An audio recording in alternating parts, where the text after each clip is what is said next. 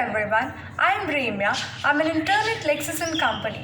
I hope you all are fine and safe.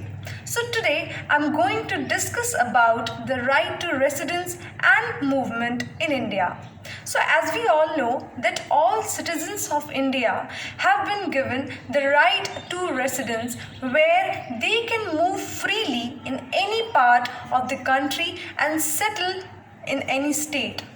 Article 19 Clause 1 Subclause D guarantees to every citizen the right to move freely throughout the territory of India, and Article 19 Clause 1 Subclause E guarantees the right to reside and settle in any part of India.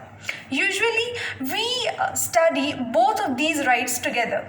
But we know that there are some states in India where there are some reasonable restrictions for the residence and settlement, such as in the northeast states. So if you want to go to Arunachal Pradesh, you have to take permission. What's the reason for this? Currently, in the COVID times, different states have different requirements. For example, some states like Sikkim made it mandatory that every person who hasn't been injected 2 doses of vaccination cannot enter into it. In some states, there is only a requirement of RT-PCR, but in some states, there is not any restriction. So how we can understand this in the context of Article 19 Clause 1 Subclause D and Article 19 Clause 1 Subclause E? So first of all, I want to throw some light on Article 19 Clause 5, which says that the state may impose reasonable restrictions on these rights in the interest of general public and for the protection of the interest of scheduled tribes.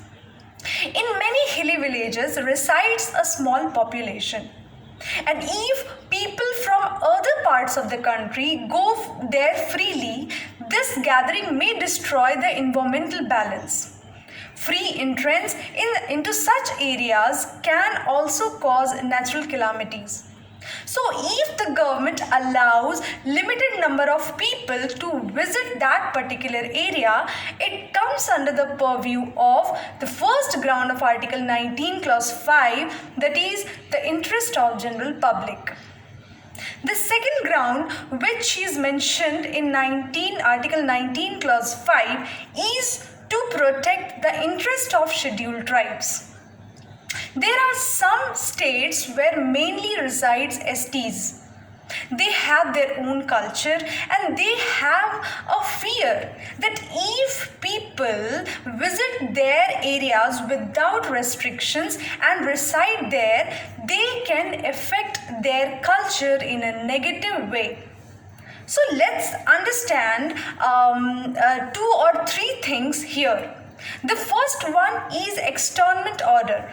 It means that a government can pass an order to expel any person from any state or district.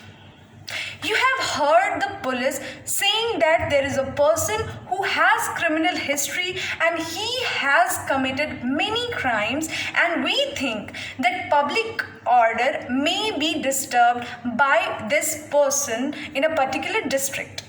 So, can the police expel that person from a limited period from that district? To make it clear, I want to share 2 judgments with you all. The first judgment came from Hari Khemu Gavain versus the Deputy Commissioner of Police, 1956 AIR 559. In Bombay Police Act, the Bombay Police have the right to expel a person who may disturb the public order or may commit any offence in Greater Bombay. When this matter went to court and Bombay Police Act was challenged, the court said that it is valid because in the act there were several procedural safeguards. The commissioner who is expelling a person has to give it in a written statement as on what ground he is expelling that person. But after some span of time, position changed. Let's look at the second judgment that came from Prem Chand versus Union of India AIR 1981. The court said that only by apprehension the police cannot expel anyone from any district. The police have to prove that there is some present and clear danger from that person. Now there is another word, deportation. It means sending a person out of the country. Only two types of people can be deported, foreigners and Indian citizens. There is an important judgment regarding this, that is Hassan Ali Rehane versus Union of India AIR 1972. In this, the court said that if any person comes to India with a valid permit, the government has not any right to expel that person illogically. The government has to prove that on what ground they are cancelling the permit. Now, the court said that if any Indian does any heinous crime or anything against the law, in that case also, he or she cannot be expelled from India. You can punish him or her, but cannot expel them. The court said that expelling any Indian from the country is against Article 11, which is about citizenship. So, this is all for today. I hope you liked my video. Thank you and have a nice day.